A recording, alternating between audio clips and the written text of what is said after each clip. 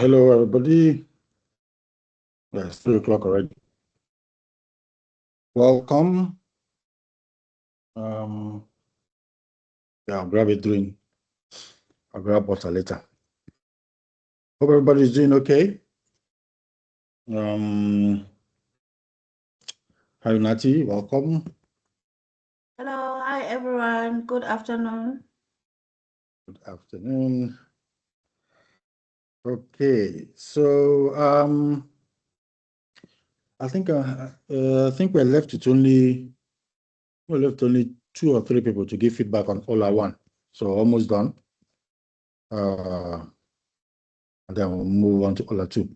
But good to see people are engaging, and some people are trying to be critical, which is good, which is what is required. I want you to be critical learners, critical thinkers, and to make the connections where necessary.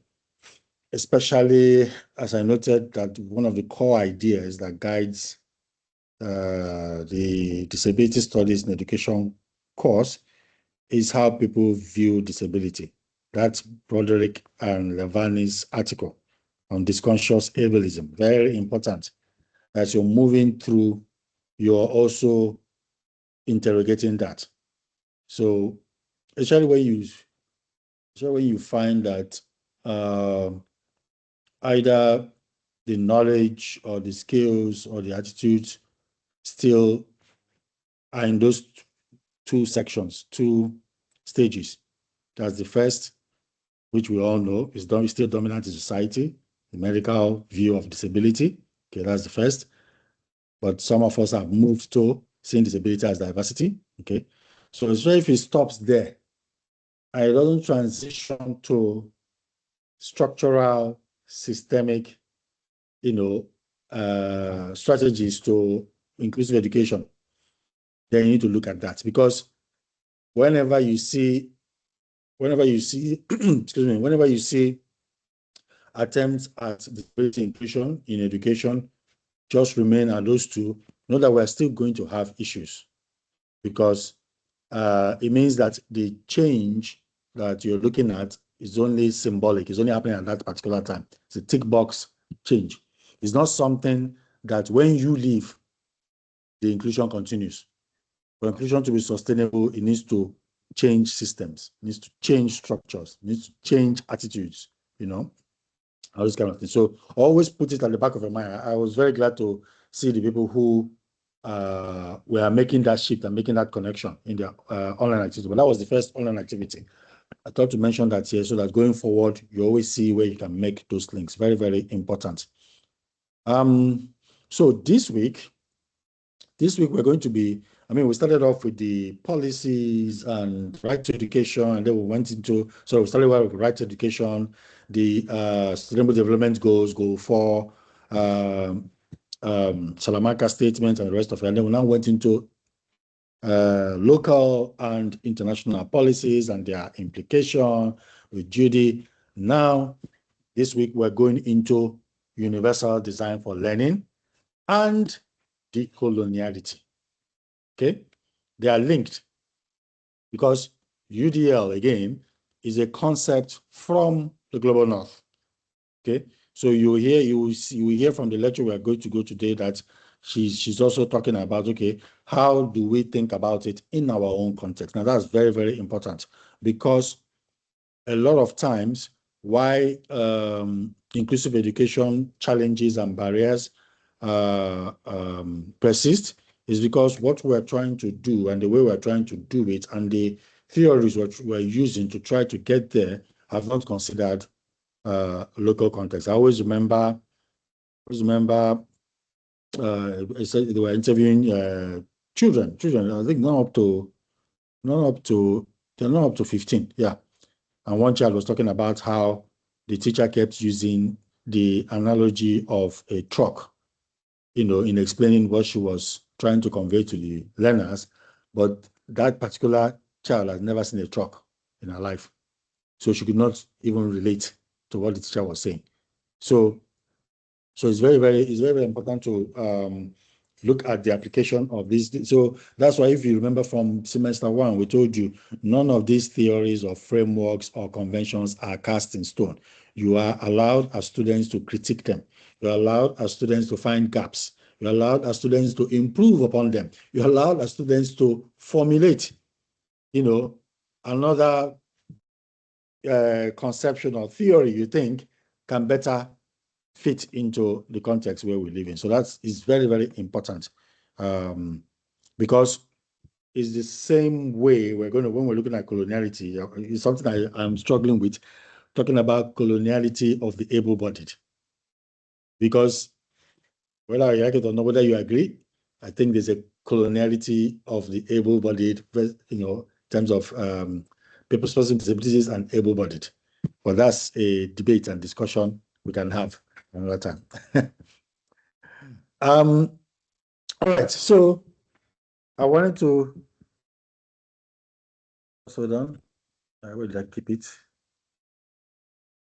I think it's just to do a little bit of temperature, because this is the 3rd week. I'm looking for my pages.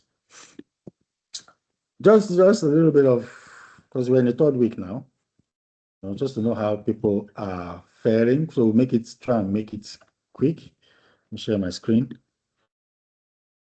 So how are you feeling so far? And there are different expressions. How do I remove this one now? So when you do so many things, you don't forget your brain, forgets her. Okay, maybe I'll just reduce it like this. Oh, I'll just go for slideshow. Yeah, there we go.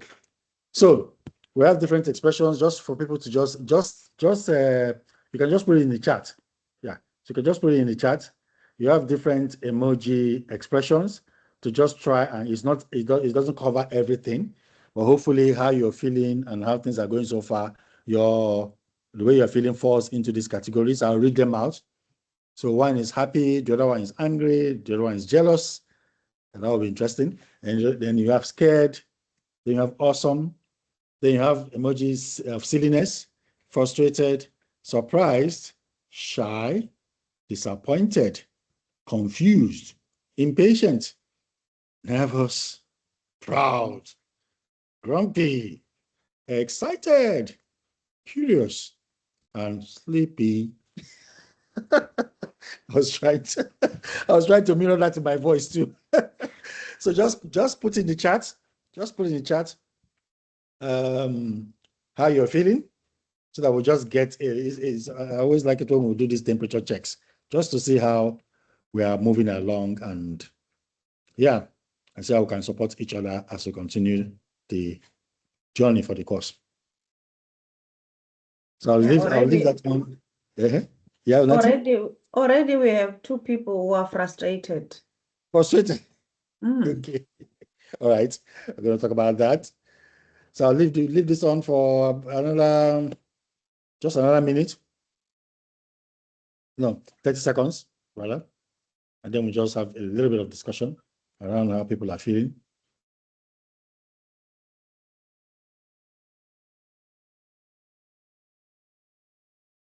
Okay, I think people have gotten it. So let's exit and come into the. Okay, so we have frustrated, awesome, curious, and scared. Yeah, you're allowed to have more than one emotion, okay? So it doesn't necessarily have to be only one. And then frustrated, so we're getting a lot of frustrated, okay?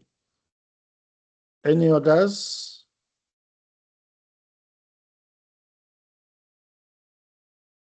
Okay, for the people who are frustrated, can you, you don't have to, okay? You don't have to, because it may be, frustration may be something personal, frustration may be something you don't wish to discuss publicly, so that's fine. But if anybody is comfortable enough, I want to talk about the frustration, yeah, you're welcome to for us to just chat about it.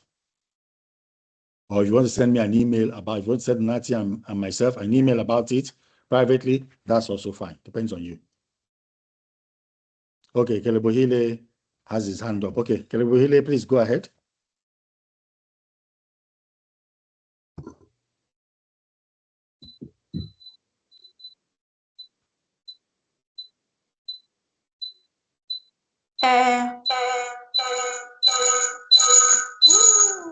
Uh-oh, we're getting a background noise, as if someone is using two devices.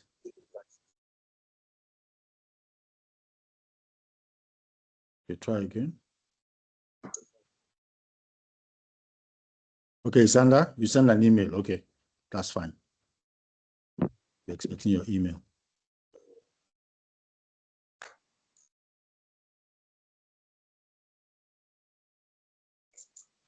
So we're waiting for Kelebohile to communicate.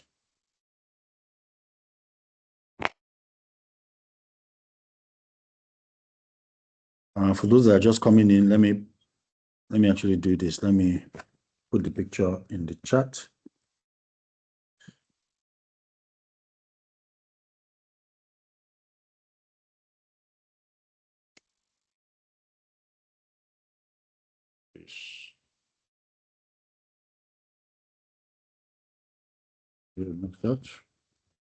So people that are just coming in, I put up an emoji and I said people should just choose which depicts how they are feeling and then to type it in the chat. I'm trying to paste it in the chat so that people can attach.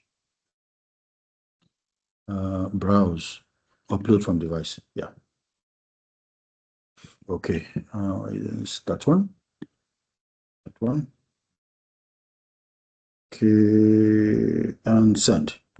Yeah, so it's in the chat. So you look at it and then you just put in the chat how you're feeling. We're in the 3rd week of DSC. And then we'll just quickly chat about it. You're not obliged to discuss. If you don't want to discuss how you feel, you can put it in chat, but if you don't want to discuss it, you can always send Onatia and myself an email because not everything you might want to share with everybody. So it depends on you. So Kelebohile, are you ready? So, okay.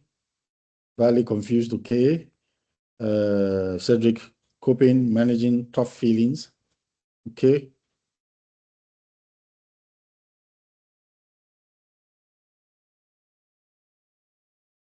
Does Kelebohile want to? Alice sleepy. Okay. Does Kelebohile want to communicate with us through sign language interpreter, or he wants to type?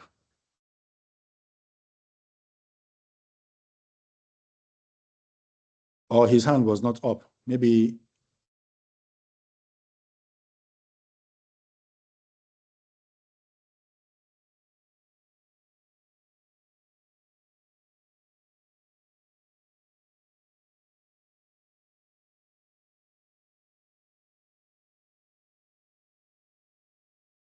Right. It seems so. So if I'm correct, you don't wanting to share the frustration. Okay, he types. All right.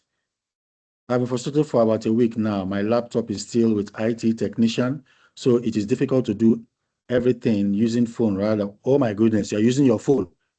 No. It is easier to navigate both people's stuff from. Yeah, okay. That is you can't navigate Amatuba and the tasks using your phone. It's very difficult. It's very, very difficult. I only recommend it for notifications. So if you want to get notifications like when something has been posted, yeah, that's what it's good for. But to be able to do work, yeah. So I'm really hoping that they sort it out soon. Yeah, they sort it out soon. Another alternative, if it's possible, I don't know, is there a university near you there? You can use their computer lab or something like that. Yeah, that's the only suggestion, or a library for now till your laptop is ready. Sorry, it's very far away. It's very far. Yeah. It's exceptionally far. Yeah, so the hope is that your laptop is sorted out. quickly. Can we give them a chocolate? Buy them a chocolate for them to speed things up for you.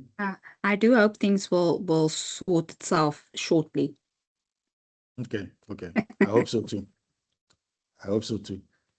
If not, I find sometimes giving some people chocolate does the trick.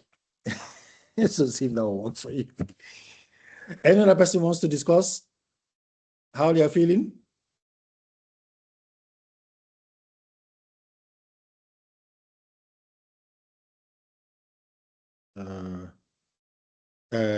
Ilam, yes, please go ahead.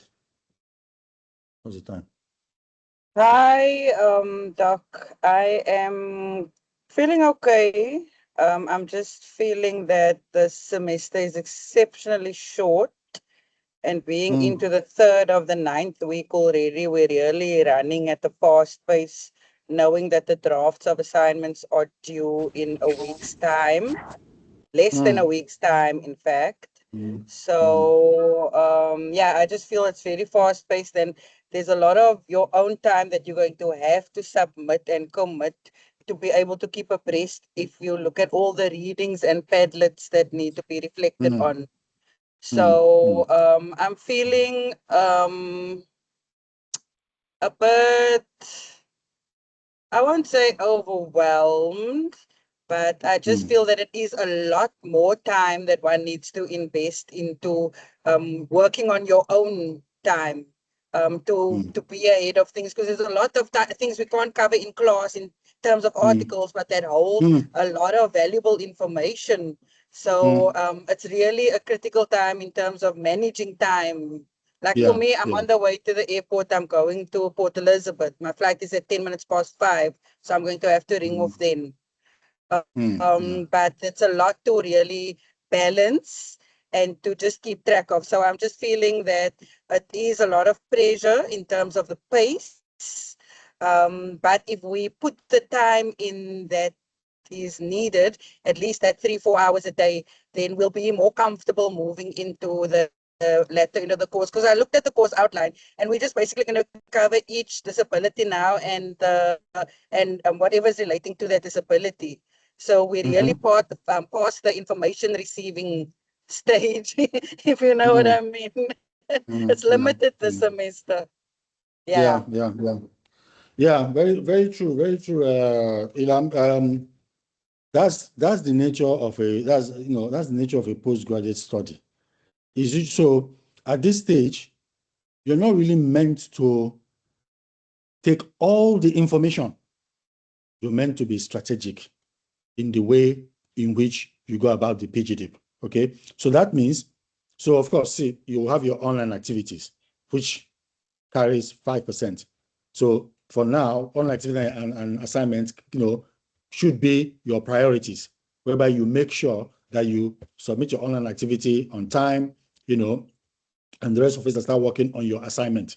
Yes, it's true. The reflections are really meant for you to put your thoughts out there. Okay, express your thoughts, what you're thinking around the topic and things like that. See what other people are thinking about it so that it can enrich yours or you can enrich theirs in order to be able to facilitate your engagement in the online activity and the exam. So as you notice, we don't cover everything each week. We just go through some items, and then the rest is left to you to go through. Okay, so we go through the items where it's very essential that you commit. So why I'm saying so is that there's the frustration that comes in where you think you have to go through every single material. Of course, that would be ideal for you to go through every single material, but you have to be strategic and see which ones really contribute to your online activity, which ones contribute to your assignment, and which ones help you to prepare for the exam. So it means that you have to weigh which ones you want to engage with and which ones you say, okay, I will read that later or I will come back to it later. So it's nature of the PhD, and also so being online also means that, so that's what people usually think that, oh, once a course is online, oh, that means it's more time, it's easier. But the difference between, in fact, online is more work. The difference is that online is flexible. So that means you can choose when to attend to this, when to do this, when to do that, and the rest of it. It allows you to be flexible. But you can see that if you don't know how to manage your time, then online can be a challenge, a huge challenge for you.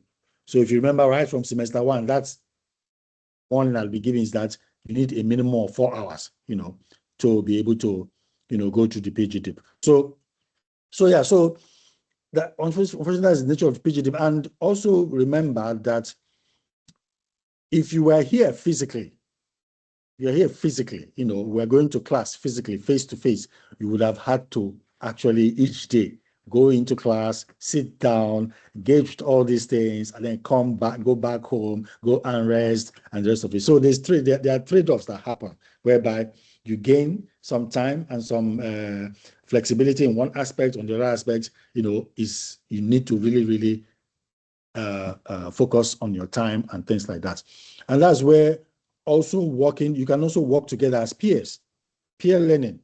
Body system, remember we tried starting in the first semester, find either as a group or one other person where two of you can even share. So two of you can even look at the readings for a week and say, okay, you focus on this part of the reading, I focus on this part of the reading. We just come together at a certain time and we give each other response in terms of, okay, these are the main things that came from the reading.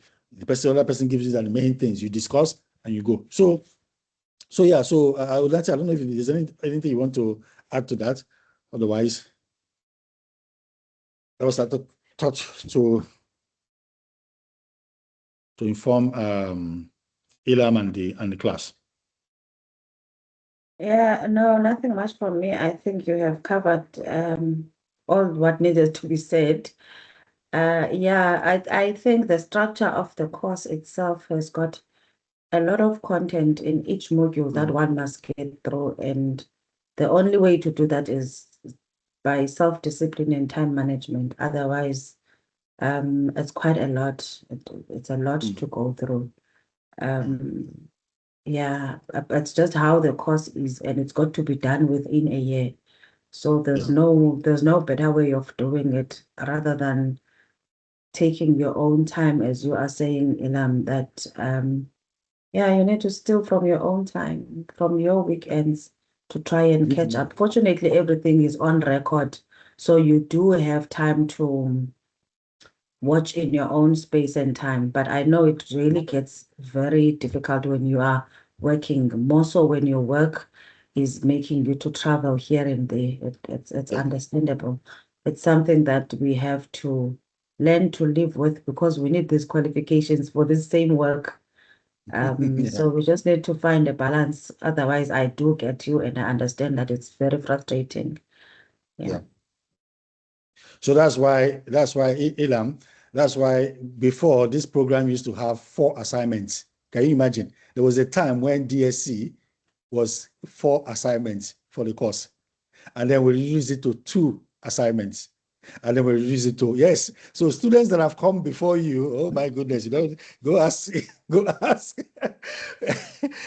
they have come before you, oh my goodness, what they had, then we reduced it to 1.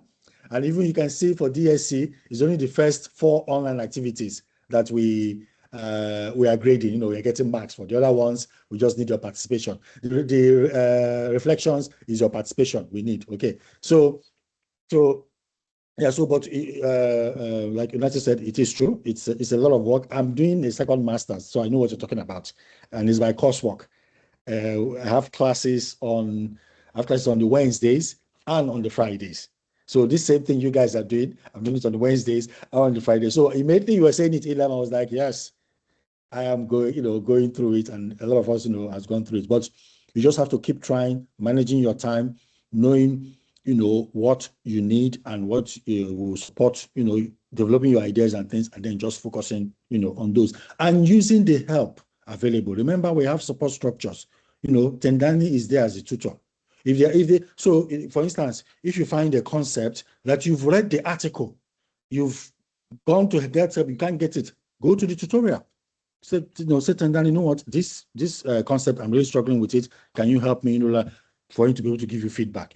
So don't waste too much time struggling, with something, either a concept or doing something, use support structures that are made available, because that time can be used to dedicate to other areas, and that will help you manage your time.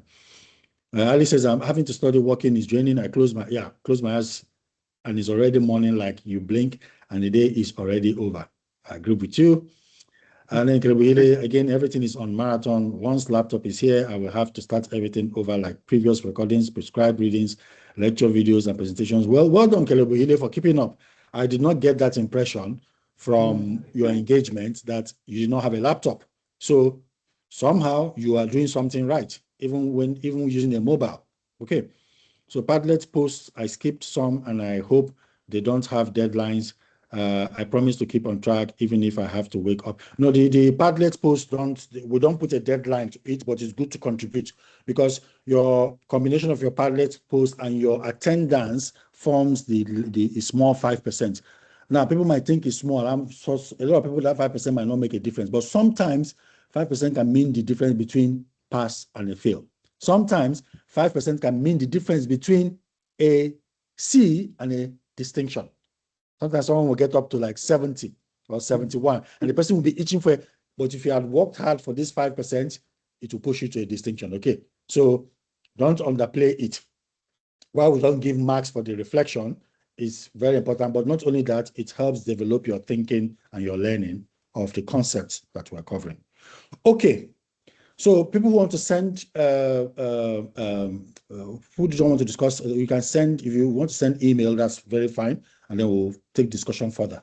But let's get into today's topic, because UDL is quite exciting. I used it as one of the frameworks for my PhD, so it's quite exciting concept, but it's also something that we need to be critical about. So, share my screen. All right, so we're in week 3. Like I said, it's around UDL, the 3 principles of UDL, okay? And then after that, move into decolonial or colonial practices in education within, Africa, right? So those are those textbooks. So for those of you, even for those of you who, okay, no, never mind. Let me just leave it out. So these aspects of the textbook speak to universal design for learning, so you can go through them to get a good understanding. But I think the lecture from Prof. Danton, I think that really gives a good coverage of what UDL is about. And then on Thursday, we're going to have Dr. Carissa Amani, who is going to join us to just discuss a little bit around decoloniality, disability studies, linked to his studies, which looked into parental involvement in schooling for children with impairments. Okay, so this is the first one. Let's start off with it.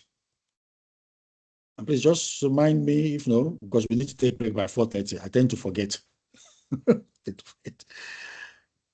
Onati, you said something? Sorry, you were muted. No, I'm saying I'll look out for the time. Okay, thanks, Nati. All right.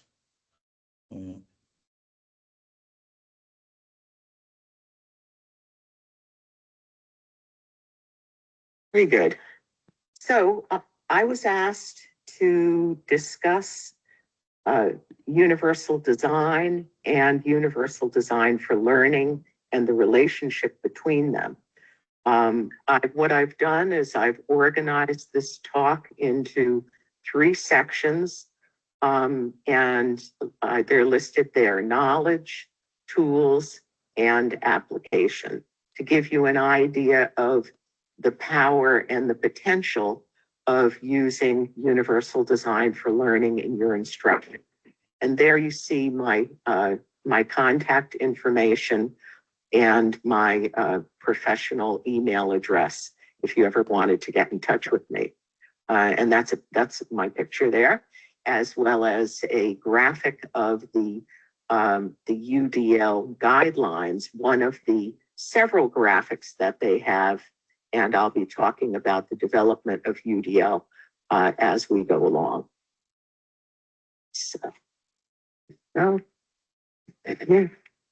So to get started here, we have several objectives. First, to understand the concept of universal design for learning in relation to universal design. This is sometimes confused and sometimes confusing, and hopefully I will be clarifying this for you. The second is to learn the three core principles of UDL in relation to learner variability and also various UDL planning tools.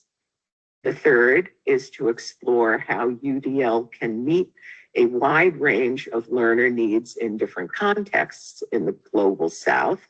And then the last one is to learn how UDL can be combined with reasonable accommodation to provide targeted support for children with complex or severe disabilities. So that's a lot to cover, so let's get started. You did receive 4 different handouts. The first is the guidelines graphic, which you saw on that first slide. The second one is the UDL modified educator checklist, which I worked on with a colleague, and I'll be referring to that later on, but I gave you that handout so that I don't have to flip back and forth between the checklist and the handout, so you have the full checklist in hand. The third one is a step-by-step planner that goes in conjunction with the checklist. It's actually to help you design lessons using universal design for learning, and that was developed by this Understood organization. And then the last one is a chapter that I wrote in the text, Universal Access Through Inclusive Instructional Design, Inclusive International Perspectives on UDL, of which I'm one of the editors and my colleague Susie Gronseth is the other. And that's for your assignment at the end of this session. So to start out with the knowledge section, with information that you need to know. I developed a brief history of UDL development. I think that it's helpful for everyone to know where universal design for learning came from. So before 1973 in the United States, which is where I am, there was really no clear law for disability civil or educational rights. There were some laws that required that there would be some services, mainly those were institutionally based services, but there was nothing for integration within the educational system. And in 1973, in the United States Rehabilitation Act, Section 504 gave us our first recommendation for reasonable accommodations for individuals with disabilities. Soon after that, there was the first public special education law, Public Law 94-142. And this is where the specific guidelines for special education, including the recommendation for IEPs, individualized educational plans, came about. So this really defined special education in the United States for right up until the current time. Later on, in 1990, we had a civil rights law called the Americans with Disabilities Act that defines the right for equity of access to community, community transportation and buildings and just the whole public environment. So that really covers accessibility from the community aspect. And soon after that Americans with Disabilities Act came into play, a consortium of researchers and architects and others at North Carolina State University thought about how can this be done in an equitable way. And that's when universal design, which I'll be talking about in a minute, came about.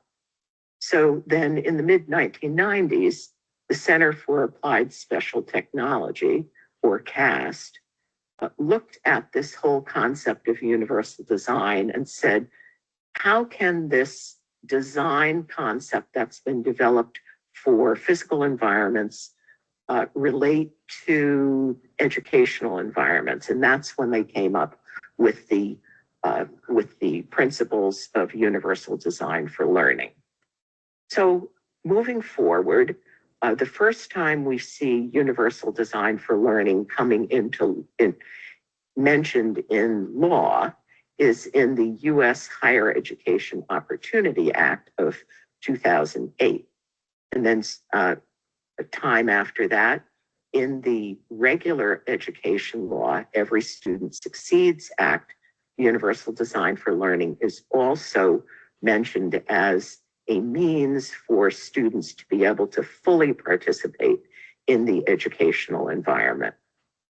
Also in 2016, we see universal design for learning being referenced in the National Educational Technology Plan in the US, and then a little bit later in the United States Career and Technical Act. So the reason I bring up these laws is that it's when information and requirements come into law that drives the change in our education system. And that's exactly what has happened in the United States. So I mentioned that first time we see the definition of universal design for learning is in the Higher Education Opportunity Act, and this is it. UDL means a scientifically valid framework for guiding educational practice that A, provides flexibility in the way information is presented, the ways that students respond or demonstrate knowledge and skills, and in the ways that students are engaged. So that's the first piece. But then it also, B, reduces barriers in instruction, provides appropriate accommodations, supports and challenges, and maintains high achievement expectations for all students, including students with disabilities and students who are limited English proficient. So it is a misperception, a common misperception, that UDL is developed to support students, just students who have differing needs and disabilities. But universal design for learning is really something that has been designed and can accommodate the learning needs of all students, including students with disabilities and those who are limited English proficient. So universal design for learning, universal design, not universal design for learning, but universal design came first. So specifically, what is universal design? It is the design and composition of an environment so that it may be accessed, understood, and used, first, to the greatest extent possible, second, in the most independent and natural manner possible, third, in the widest possible range of situations, and also without adaptation, modification, or assistive devices. And this is a definition that comes from the Universal Design Center that's located in Ireland. And there's a link to that particular center and the information that they have at that center. But I like that definition because it really makes it very clear about what universal design is. And specifically, universal design is dealing with physical environments. And that's how it was first conceptualized. And also, I wanted to talk about who developed the concept of universal design. We often hear that universal design is attributed to this individual, Ron Mace. He's an architect. He was working in the 80s and early 90s at North Carolina State University. And universal design is often affiliated with his name, but he actually worked with this whole list of individuals here, including someone who was very well known in the field of assistive technology, Greg Vanderheiden. And they all worked together to put together what are called the 7 principles of universal design. And these principles were first clearly defined in this document called Accessible Environments Toward Universal Design, which was published in 1991. And it was in a larger document called Design Intervention Toward a More Humane Architecture. So what specifically is universal design? It has these 7 principles. The first principle defines that environments, specifically physical environments, should be able to be equitably used. Everyone should be able to use them in an equal manner. The second principle is that they need to be designed flexibly, right? Flexibility in use, that there need to be a number of different ways for these environments to be accessed in order for everyone to be able to use them. The third one is that their use should be simple and intuitive. It shouldn't be too complicated, because if it's too complicated, it's not going to be accessible for everyone. So their accessibility needs to be intuitive and easy to understand. The fourth principle is that the information that goes along with them needs to be perceptible to all. And we see this in our environments. Here in the United States, we often have Braille that's on elevators and raised print and various other types of clearly perceptible information that everybody is able to access. So those are all following the principles of universal design. The fifth principle is that there needs to be low tolerance for error, that all of these ways that physical environments are designed, they should be pretty much error-free, very easy to use and not complicated. And then the sixth principle is that access to them should require low physical effort. And that makes sense, because if we want to make environments universally accessible, we need to have as little physical effort as necessary in order to be accessible for people who have differing physical needs. And then the seventh principle of universal design is that the size and space for the particular accommodations should be easy to approach and use. So we have these 7 principles of universal design developed by this consortium of individuals at the North Carolina State University. And after these 7 principles were developed, people started looking at them and asking the question, can these principles be used beyond just physical environments?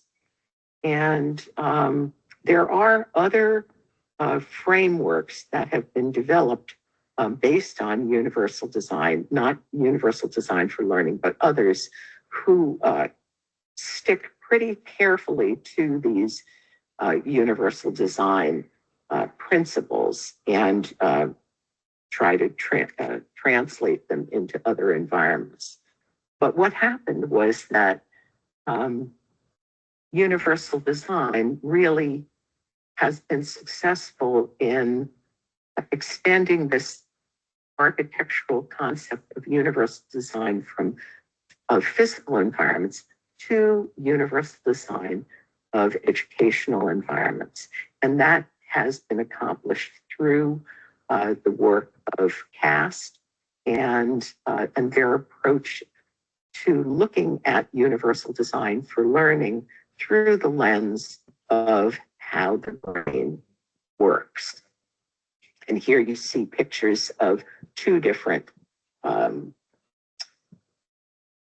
recreational areas. The one on the left is a teeter-totter that only some children would be able to use, physically capable children would be able to use. And then on the right, you see an example of a recreational area that all children would be able to use. And so this is a visual demonstration of the difference between inaccessible and accessible physical environments.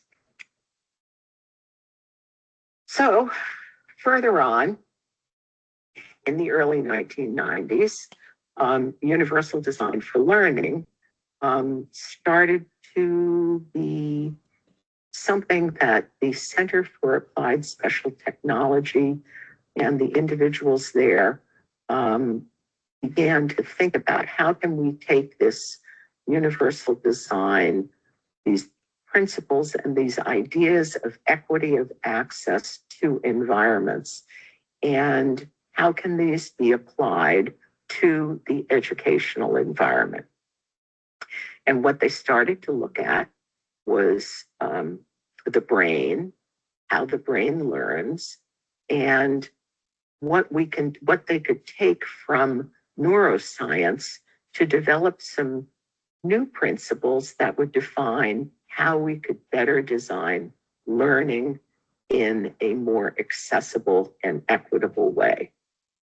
And I have a number of graphics here that help you to think about the power of the brain. And on the left, you see a graphic of the concepts of left brain and right brain. So on the left brain, we have the more analytic side of thinking going on, dealing with making decisions and choice and control and things like that. And on the right side of the brain, we have the more creative side, dealing with creativity, passion, emotion, and things like that. So CAST understood this concept of left brain and right brain, and then they went further and they looked at the scientific research on how the brain learns, looking in three specific areas. The area of recognition, which is located in the rear part of the brain. And I've listed several of the areas where recognition exists in the cerebellum, in the occipital lobe, and the parietal lobe.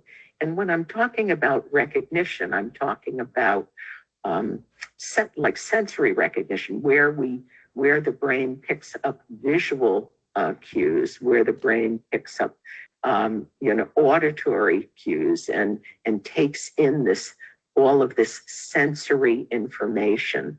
So there's the recognition area that they looked at. They looked at neuroscientific research that dealt with the front part of the brain, or the frontal lobe, where strategy and decision-making and analysis of information takes place, and all of the research that was done there. And then they also looked at the research that deals with the affective area, the affect area of the brain, which deals with the emotional sides and how we feel about things and how we relate to things. And that is in the central area of the brain, or the amygdala and the hippocampus. And I've put together a list of resources at the very end of this presentation. And it does have a good reference to Johns Hopkins and the brain, one of their documents that explains about brain functions. So for those of you who'd like to know a little bit more about that area, I've listed a good reference for you. So basically, CAST has been looking at this idea of brain research and how the brain learns, and it thought all about those things. And from the area of recognition, when it put together all of the information about recognition, what happened was that it developed the first principle of universal design for learning, saying that in order for us to design learning in a way that would be diverse and equitable for individuals with differing needs, we need to design our instruction using multiple means of representation of information, and that would expand our ability to be able to recognize the information for individuals who need information presented in a variety of ways.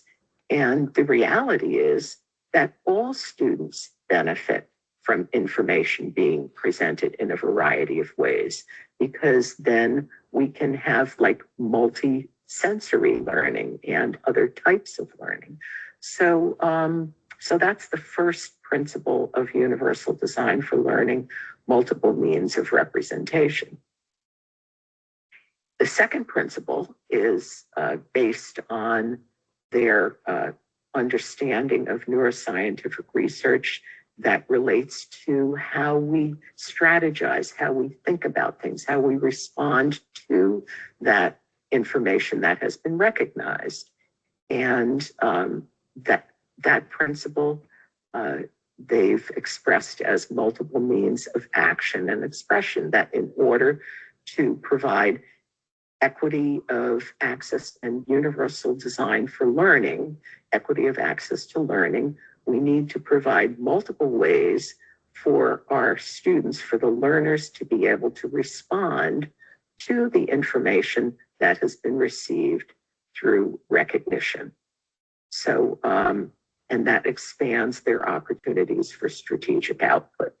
So we have representation, we have multiple ways to represent the information, multiple ways to respond to the information in a strategic way. And then the third principle deals with the affect area. And the third piece of the puzzle with regard to universal design for learning is providing multiple means of engagement, how students would be connected, motivated by their learning, and that by using different strategies for instruction and a variety of different things. So these are the core principles of universal design for learning: multiple means of representation, multiple means of action and expression, and multiple means of engagement. And if you remember nothing else about universal design for learning, and if you remember these three principles and work to follow them, then you'll be moving in the right direction. But there's much, much more that CAST, the Center for Applied Special Technology, went on to develop. And we're going to talk about that now. So here you see a graphic of the UDL guidelines. So sorry, the graphic is not very clear, but she talks through them, so you'll be able to understand what is in the picture. And principles. This is the most recent version. Across the top, you see that there are the principles that are listed, right? Multiple means of engagement, multiple means of representation, multiple means of action and expression. You remember, I had presented them in a slightly different order in the previous slide. Multiple means of representation was first, action and expression, and then engagement. And honestly, it really doesn't matter what order you see these in. This CAST decided that they wanted to put engagement first because there was a great discussion that if we don't have students that are engaged, then they're not going to be able to benefit from the representation and action and expression principles. But truly in implementation, it doesn't matter where you begin in thinking about UDL and how it's organized. Just that you understand there are the three principles, and then each one of those principles has a number of different guidelines and checkpoints. And I'm going to be going a little bit deeper into that in just a moment. So, and you will see some different representations of this, this graphic of the principles. Those would be earlier ones. And then, of course, in the handout that I gave you, the checklist, the Rhode Island checklist, that's also a different representation of, of these guidelines and principles. But they basically are, they might be in a little different order or look a little bit different, but they, when you read them, the content is the same. Okay. But before we go deeper into the principles and guidelines and the checkpoints, I wanted to talk a little bit about this idea of systematic variability, because this is something that is at the core of universal design for learning and really makes it stand out from other various ideas like differentiated instruction or multiple intelligences and things like that, that you may have some familiarity with. So this idea of systematic variability is that learners are highly variable, but that the variation is not chaotic. It's not just all over the place, right? Of course, each learner is unique, but learners share common, predictable patterns of variability that are useful to consider when designing learning environments. And this is a quotation that comes from the most recent text on universal design for learning from CAST called Theory and Practice. It's an excellent text, and the contact information for this text is also listed in your references at the end. So we have this idea of systematic variability. And I want you to keep this in mind, because now we're going to go back to the graphic of the UDL guidelines. And because of this idea of systematic variability, it allowed CAST to organize its concepts of variability, varying multiple means of engagement, representation, and action and expression in a very deliberate and clear way. So in talking about multiple means of engagement, the ways that the engagement would vary according to CAST is first, as we look down the column there under engagement, to provide options for recruiting interest. So in order to move towards greater engagement, and if you look at the bottom, it says purpose, in order to move students to become more purposeful and motivated, we want to provide first options for recruiting their interest, and there are a number of different checkpoints. I'm not going to go into reading them. You can read them clearly on your own, that help us, that are provided by CAST to give ideas of how to better recruit that interest. So we start by recruiting interest, then providing options for sustaining effort and persistence in order for students to continue to be engaged. And then the highest level is to provide options for self-regulation, helping to move students to become more independent and self-motivated learners. So this whole idea of engagement is to first recruit the interest, then to sustain it, and then to move the students towards greater independence in learning. Under representation, we see the same logical progression of variation, right? So that we can develop this area of multiple means of representation. First, starting with providing options for the perception of the information. Next, to provide options for the understanding of language and symbols, which is a higher level of perception. And then providing options for the comprehension. Once we've understood that language and symbols, then what is the meaning that goes with that? So moving from perception to understanding the language and symbols, and then moving to the top level of comprehension. And all of this is leading towards developing resourceful and knowledgeable learners. And lastly, this vertical organization for action expression would first start, again, this is how students would be able to respond and show what they've learned, right? Through engagement and representation. So first we would provide options for physical action, different ways for students to be able to respond and show their learning.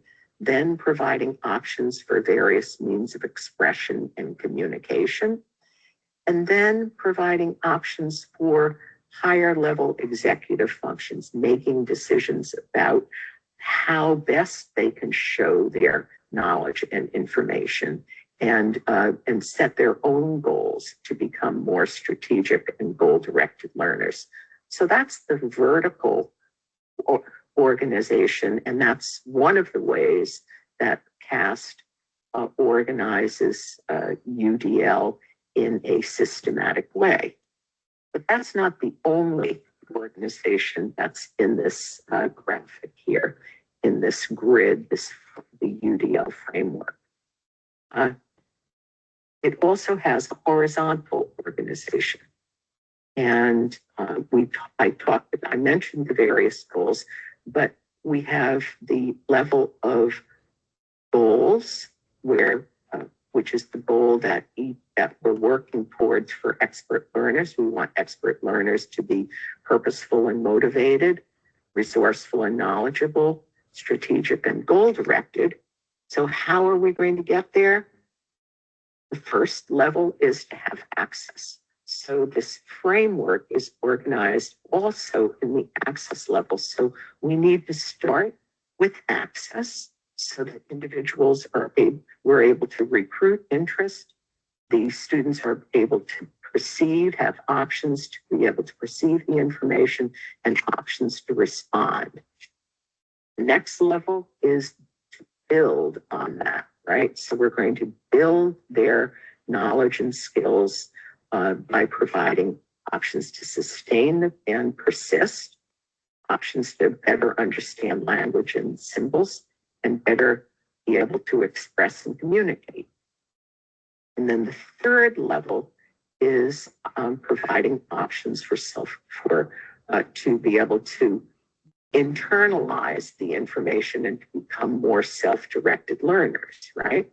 So under engagement, we would provide options for self-regulation, under representation, providing options for comprehension, and then providing options for executive functions. So this really, they were able to develop these guidelines and this particular graphic representation of the framework because of that idea of systematic variability, and that we can organize our variations in our instruction in a very deliberate and clear way. So I'd like to talk just a little bit about why the world is interested in universal design for learning. So the United Nations, and through its branch of UNESCO, has had a number of global initiatives looking at this area of equity and inclusion. And I'm sure in your class, you've talked a lot about both of these concepts, equity and inclusion. But dating back to 1990, there was this World Declaration on Education for All that was sponsored through UNESCO.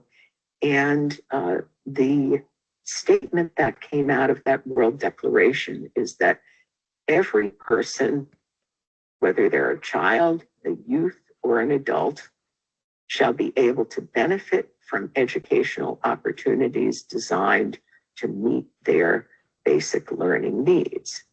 Now, this is basically a declaration. It's not a law, but it's guidance for countries from a number of, from this worldwide international organization that says, look, all individuals should be able to benefit from educational opportunities that are designed to meet their basic needs. Another very important statement came through the Salamanca Statement, and this is one that deals with individuals who, it was actually developed by individuals who work in the field of special education, thinking about the needs specifically of children and students who have disabilities and differing needs. So the statement that came out of that particular meeting is that there's a fundamental right of every child to education. The uniqueness of every child's abilities and needs, and the importance of designing educational systems in order to address diversity. So the Salamanca Statement builds upon that Declaration for Education, but it basically says that everybody is unique and everybody needs to be recognized and addressed by the systems that we have in education. So that was in 1994. And what happened was that there started to be a number of different statements and recognitions in various countries. I know there definitely was recognition of these realities and these recommendations in South Africa. And countries started to look at what laws they have and what guidelines they have and how they want to move forward with providing equity of education for all. And most recently, there's this GEMS, what they call a GEMS report, Global Education Monitoring Report, which talks about inclusion and education. All means all. And within this report, to loop back to Universal Design for Learning, the report itself actually mentions Universal Design for Learning 16 different times as a means for being able to achieve inclusion and education for all in an equitable way. So now, since this report has come out in 2020, there has been a lot of discussion, a lot of interest in various ways that countries can address equity in learning, and specifically because UDL is mentioned in this global monitoring report, there's a lot of interest in Universal Design for Learning as a means for being able to accomplish this goal. So I was thinking about this and thinking about how we can bring Universal Design for Learning into worldwide acceptance. What would have to happen? What would have to happen in around the world and in various countries? And one great challenge that I see is that we need to change our particular mindset on learning. There's a certain way that learning and instruction is approached in specific countries that are not quite as flexible and responsive as they would need to be in order for inclusive education to be able to become prevalent throughout the world. So we need to look at that. What is our mindset on learning, and what kind of adjustments need to be made? And then secondly, we need to contextualize universal design for learning within the context of our particular country, region, and locality, so that the ideas that were developed in the United States and the language and the understanding of those ideas is accessible within our particular environment. We need to sometimes do some translating of ideas or translating of language or terms and things like that. So not only do we need to look at our existing mindset on learning, but we also need to contextualize universal design for learning. And I'll be talking a little bit more about these ideas. So in order to change our mindset, I'd like to bring you through a process of thinking about what happens in the classroom. And so here you see a list of, I asked the question here, what do students need to do to succeed in the classroom? And here you see kind of a classic list of some of the things. This is not an exclusive list, but some of the things that are typically expected of students in our classrooms. We expect students to be able to read. We expect students to be able to write. We expect them to speak in class. We expect them to be able to listen in class. We expect them to be able to do various types of calculations. We expect them to be able to remember concepts, to remember various procedures, to solve problems. And you could probably add a whole lot more to this list of things that we expect of students to be able to do in order to succeed in the classroom. But this particular list has its limitations. And what I'm suggesting is that this list is pretty one-dimensional, because when we're talking about reading, usually what we're talking about doing is using our eyes to look at print and then to interpret that print in order to read. So that's kind of a one-dimensional way of getting information. Same thing with listening. If we're requiring listening within our classes, what we're requiring is that the individuals have functioning ears that can pick up the signal and then be able to interpret it in order to get the information. And what I'm suggesting is that we need to consider a different way of thinking about what students do with what we expect students to do within the classroom and how they participate. So what I'd like you to do is to think about moving from these more one-dimensional means to more multidimensional ways of thinking. So instead of just reading, right, or listening, can we think about this more broadly and how students can take in information? How can we vary the ways that we present and represent our our materials so that the information can be taken in a variety of ways. We don't have to require that they would specifically read it or listen to it, but it could be taken in. Those options can be there, but we can also provide other options so that individuals who can't do that one-dimensional way can be able to benefit from the information that's taken in.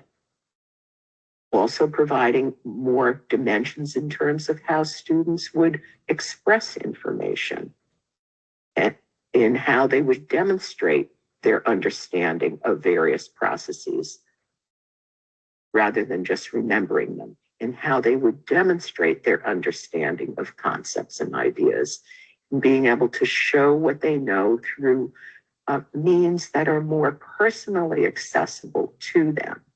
So this is where we move from the standard design of instruction to a more multidimensional, varied means of designing our instruction, which is outlined by the various options of universal design for learning. Now, how are we going to do this? What can we use? What are the variables that we can use? So in order to be able to support these multidimensional ways of interacting with information and being able to respond to the information and being connected to the information, we have a variety of variables that we can call upon. We can use a variety of auditory means. We could vary our visual means. We could use, different types of pictures and other types of things. We could bring in tactile supports for information. We can bring in kinesthetic means in being able to move throughout and maybe acting things out. We can blend our information together, our means together through multi-sensory approaches. We could use various types of manipulatives to not only to teach, but also for students to be able to respond. We can access creative routes through music, art, dance, drama, and bring the arts in order to vary our instruction. And there's a wide range of technology tools that can be accessed to provide variation. We could also think about things like project-based learning that can better engage students.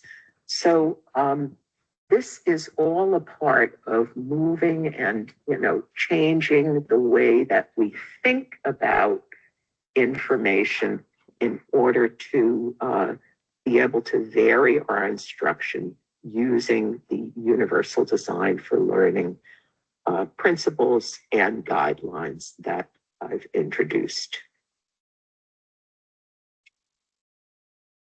So we are at the point where I've developed this activity that I'd like you. Right. So because this was an activity that was done before, I don't have that in this instance. So basically, my camera. Stop sharing.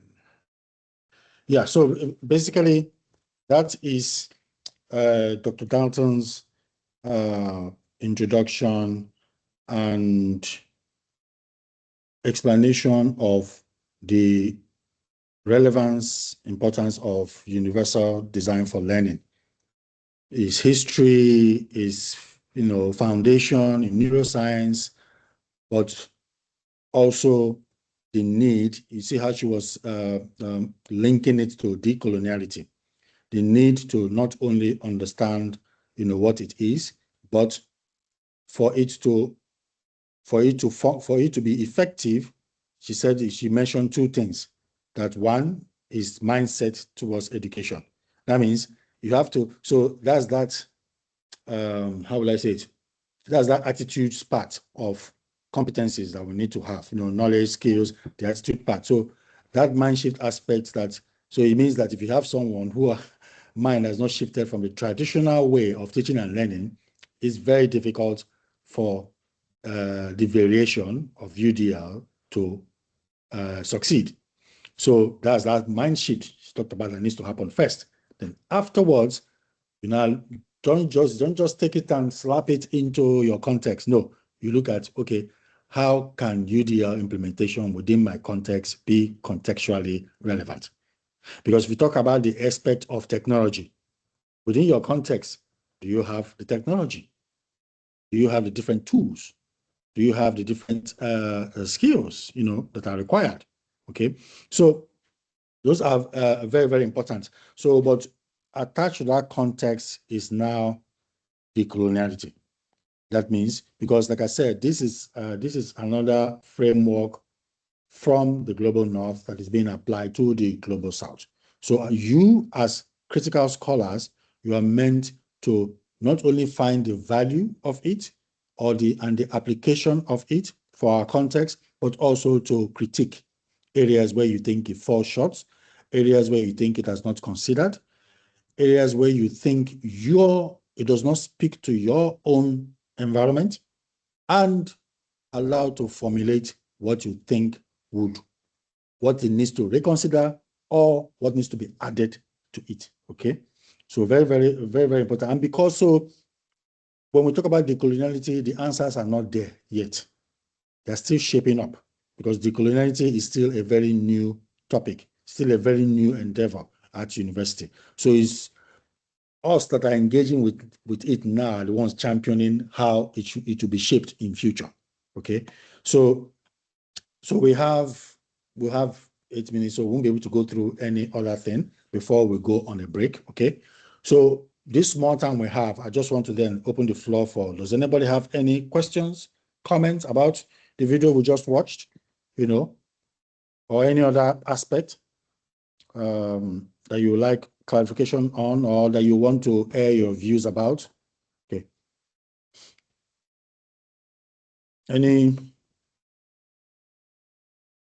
What do you think of UDL? Yeah. Have you even come across UDL before? Doreen, please go ahead. Excuse me. Thank you, Doc. I just want to find out, because it was mentioned that there are three, I don't know, it's principles, and there are also 7 principles.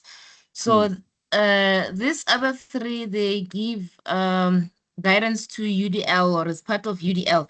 But I just want to understand, why did they start with the engagement and then come up with the representation and then finish up with the action expression? Because I didn't get that part, because in the beginning, I think it was action, expression, and then representation. Engagement was last. Good question. Good question. So there's a first aspect of your question where you spoke, and that's what she was trying to clarify. People often misconstrue. So you see, when we talk about context, some words in English escape me. So sometimes we misconstrue, we misunderstand, and we think they are the same. So there's a difference between universal design and universal design for learning. Universal design has 7 principles, while universal design for learning has 3 principles. Universal design for learning came from the concept of universal design.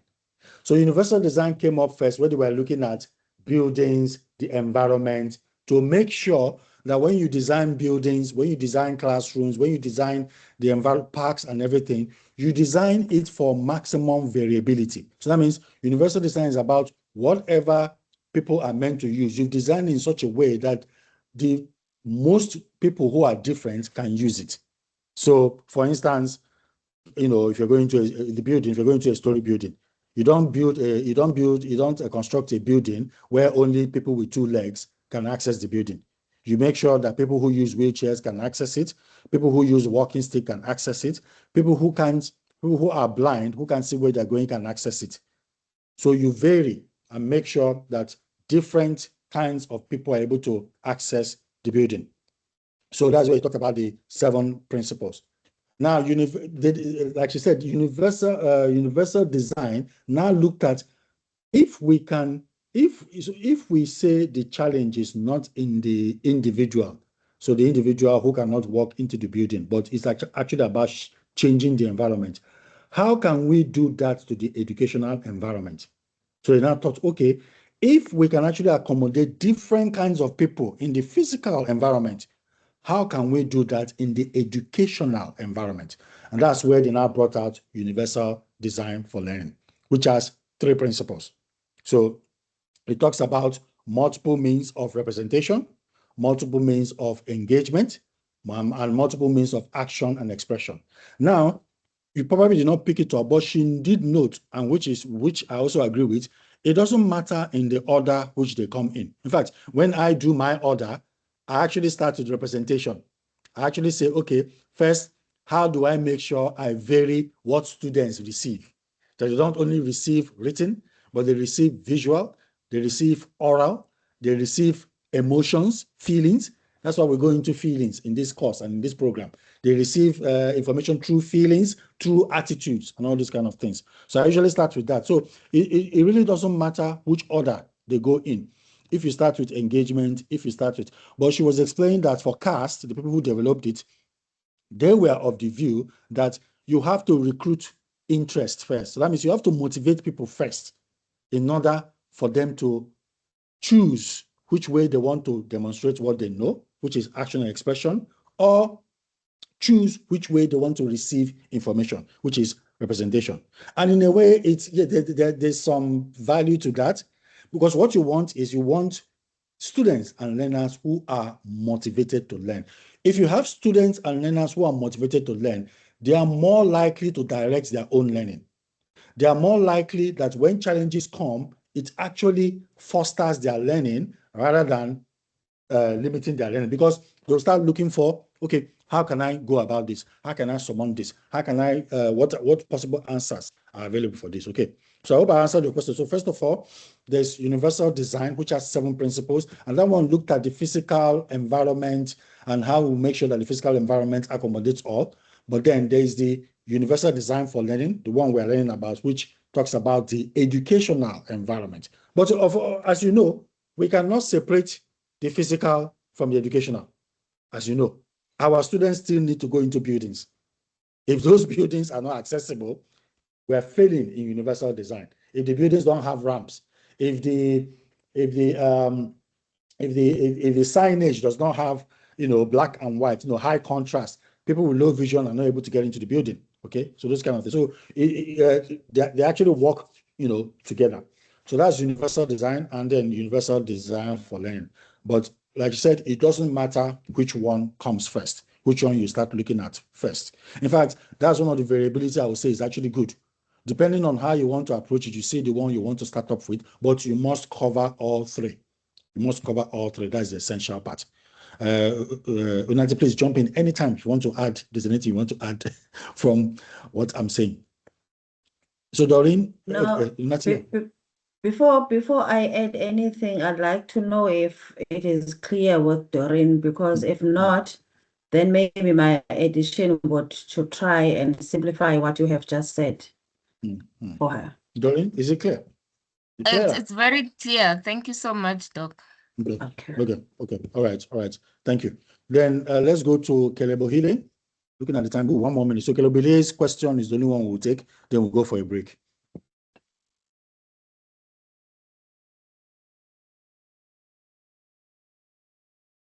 Okay, thank you very much. Am I audible? Yes, you are. Okay. My main takeaway from the session that we just had on universal design for learning, it's that universal design for learning is based on what I have I read. UDL addresses language diversity, particularly here in Africa, whereby we have children who speak different languages. So this means that that UDL promotes the aspect of multilingual teaching strategies. For instance, for a deaf learner, all the time in a classroom, a deaf learner uses bilingual education to learn and understand the concepts in the classroom.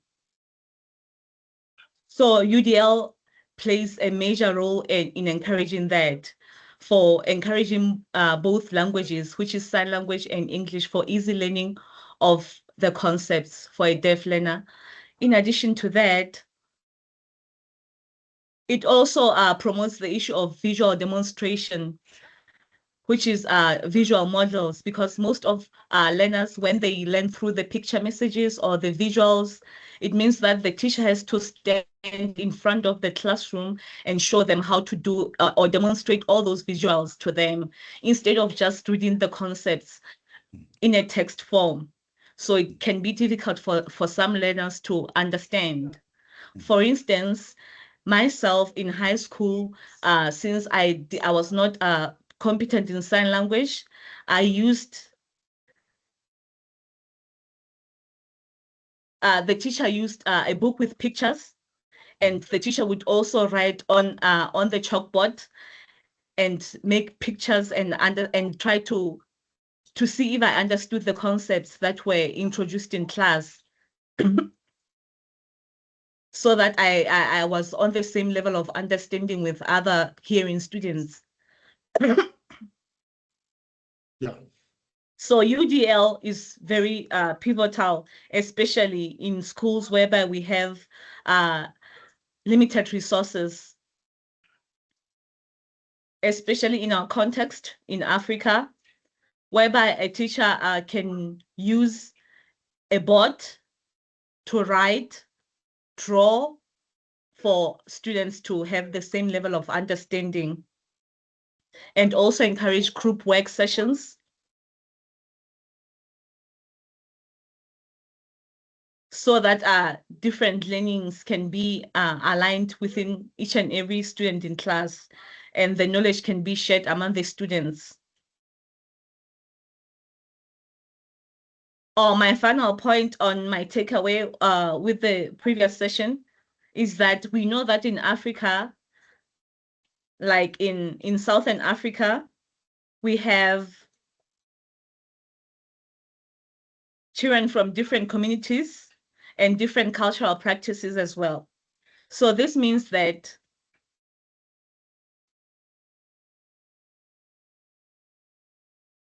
the children are exposed to different cultures when they get to the classroom and different concepts. So the curriculum for teachers would be easy if it could be linked to students' background. Thank you very much. That's all from me. So I won't say much, but your last sentence is absolutely, that's my vision for education. I think we are struggling with education because it has not shaped to accommodate the different backgrounds students come with, their cultures. And language is one of them. Language is one of them. So let me not keep people, but thank you very much for that contribution. And yes, UDL does talk about language. We're not there yet in terms of language, but we're making progress. So thanks very much, everybody. So let's take a break. Sorry, we took 4 minutes into your time. Let's take a break, and we'll come back at 5. And when we come back at 5, I think we'll go, because Elizabeth's second video is a bit long. I think we'll go through Amani's one. I just want to make sure we go through it before Thursday. If we don't finish Elizabeth, we can always continue it, on Thursday, because Amani comes in the afternoon part of Thursday. Yeah. So switch it around a little bit. All right, people. See you at 5. Thank you.